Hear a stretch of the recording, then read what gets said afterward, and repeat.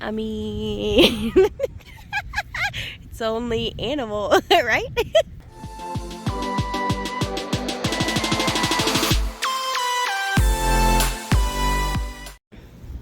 All right, he finished his mission and now he's headed to our house. The kids are loving it that he's coming right to our RV site.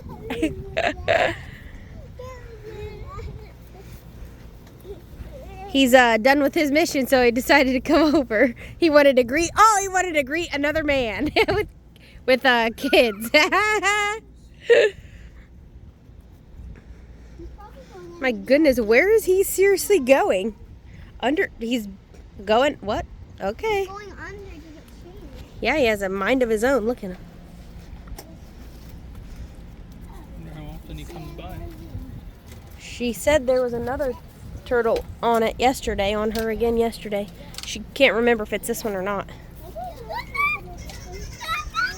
Wow, that is crazy. The turtle's under our RV. Yeah. Let's go to the other side. Yeah, you guys can. One thing I've been meaning to do for a long time is take out the washer dryer that we have here. You can see it needs to be cleaned, but I disconnected the ventilation right there, and you can see there's already some lint coming out. And if you look at the hole on the back, there's a lot of lint coming out of there, and that can affect drying, and it can actually cause fires. So I'm going to take this all the way out. And our neighbor was having issues. They got the exact same one with us.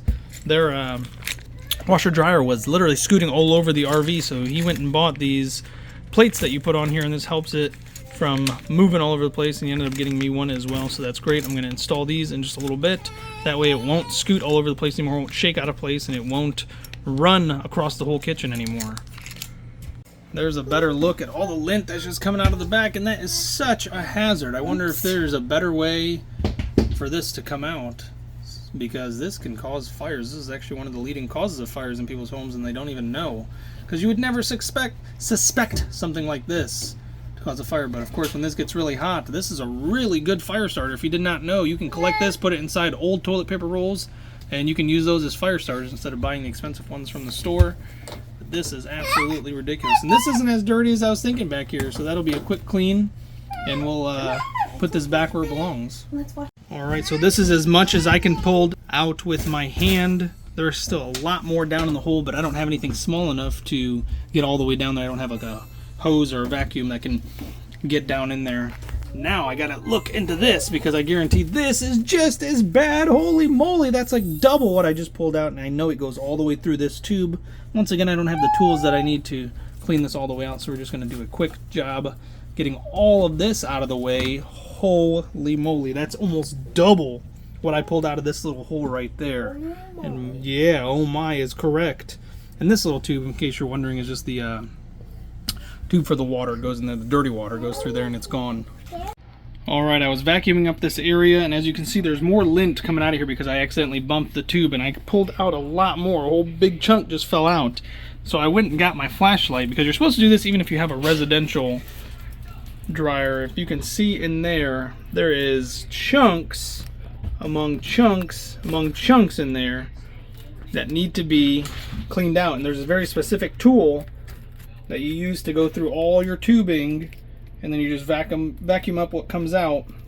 This is very essential. Like I was just saying a few minutes ago, you want to make sure you do this regularly to prevent fires in the house, because you never know how much you have built up, and if this is blocked and it's just becoming hot and hot and hot, it can easily ignite, causing a very devastating fire that will burn very quickly. There we go, I got my O-light back, and you can see there's a huge chunk, and that's all the way in the back in this area over here. So I got to go through all this tubing. My arm is long enough to get in there. Maybe it's too thick though, but you can see, and this is just the front, the beginning, the first 4 feet or so. This goes all the way through the RV and out the side, which I normally clean. I clean the outside where it comes out. But holy moly, that is dirty. Alright, I was able to get my arm in there just barely. You can see this tube is sucked not as far as I can go. I can't even get a good angle to see. This reminds me of being back on the farm and reaching in to try and pull out baby cows. You're about to Oh my goodness. Your neck is about to fall off. Oh my god. 1 minute, baby. Oh, it just keeps going and it keeps getting thicker and thicker and thicker. Oh my gosh. I'm doing this for my family because I love them. Alright, this was just the first handful I was able to get out. And look at that. It's literally like double. Wow. Every time I put my hand in there, it's just doubling.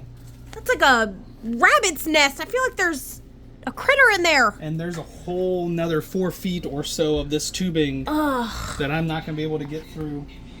I might pull the whole thing out and just make sure it's all clean and then just reinsert it because it goes through our pantry, which is pretty cool. There's like a nice little box that it's built into and that leads to the outside vent. And the outside vent just throws it into the wind sometimes. Sometimes it gets Clearly it gets stuck, yeah. Yeah, so I definitely think I should take this apart and clean it all out. Alright, rather than just take it off, I'm going to use my brain because this tube is collapsible, which makes it way easier for me to get my arm in here. And now I can actually reach the parts that I couldn't. Oh my goodness! It literally is like sticking your hand up a rabbit's butt. If it had a furry inside lining. Which I don't suggest you stick your hands up rabbits' butts. Not a good thing. Not a good look. Oh People will think you're weird. I wonder if there's a critter in there. Look at all of this, you guys. Oh yeah. That is... Okay, this is bad. Do not be like us. Well, we've had this for a year now, and we don't know if the previous owners ever cleared this out. And we honestly don't believe they did much maintenance, but they did take it to General RV, which is a good thing, and I'm sure they did most of the maintenance. But this looks like years of lint, and if you have a washer dryer or just a dryer in general, even if you live in a regular home, this is something you need to do. This is not just something we need to do, it's something everybody needs to do to prevent house fires.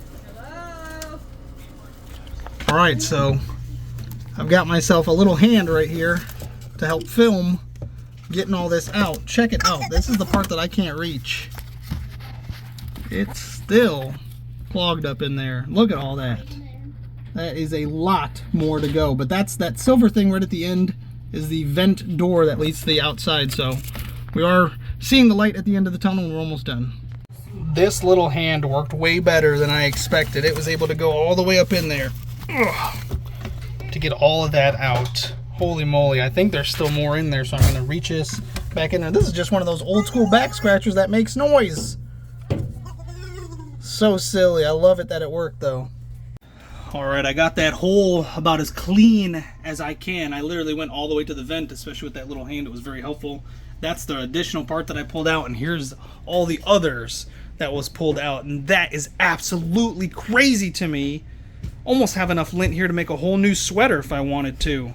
That is crazy. Please, please, please make sure you're checking your vents, folks. Alright, all done cleaning out the lint vent. Now what I'm doing is putting these brackets here, and these are supposed to help it stay in place. As you can see, it's supposed to just secure it to the bottom of the foot there, and then you drill it into the floor, and this will keep it in position. These suckers are super heavy, so what I had to do is actually get my crowbar, and I'm using the weight of my body to lift it up, but it made it super simple. You can see I have them in the right positions. Lower it down, move that out of the way, and now all I gotta do is drill it in place, and this thing should hopefully never move out of place again. And then it's gonna get its own little bath. I'm gonna clean it up. That wasn't too bad, wasn't too hard. Just had to remove the toe kick and then make sure this is perfectly level so that it's not rocking around, which it looks pretty good. So I'm just gonna get it drilled in, and then we're gonna go do something else. Probably those anode rods we've been talking about for a few days, a few weeks, maybe more than a month. Alright, so I got the first set of screws in, and I thought I'd show everybody what I'm using. Just using my Milwaukee Impact, and what I have here is the attachment, which is really nice. I can't use this on its own, but it's the 5/16 drill bit. This pops out like that. This is just the holder, and this pops in. Pull this in and secure it. There we go, it's secured, and this holds it in. If I don't use this, this will pop right out and that'll be useless, but now it actually has some hold because it's magnetic. Might as well just show you, why not? See, I can put this in here. Even if I try to lock it in place, it does not lock. And this, you can see it slides in, but it still will pop right back out. But it's magnetic, so that's the reason why I like using it, because it'll hold on to the screws and stuff like that so they don't come out. Now let me go ahead and finish this up. That way we can go do something else. Probably go take a shower, quite honestly. I feel dirty after playing with all that lint. This just goes right in. I'm going to do it about 85%. Get the other one in there. Do this one about 95%. And then finish off the other one. There we go. And that's not going anywhere. And hopefully with those two attached, this will be good and it won't rock anywhere. Another thing you should note, when you are using these smaller 2-in-1s, you can see our plastic broke. We don't even know how to explain that. This broke. I'm not sure if one of the kids did it or if it just broke out of stress because we overused this thing. It was so overworked. Never got a vacation, so it probably just broke itself, but that's okay. You should always put in light loads in this. This is not meant for a full load. This is meant for like a quarter load, quite honestly. And with the 6 of us, we definitely do fill it up way too much, so it's one thing to remember. That'll also help with the rocking if you do have an issue with this as well. So with that in place, I'm going to put the toe kick back on and we're done.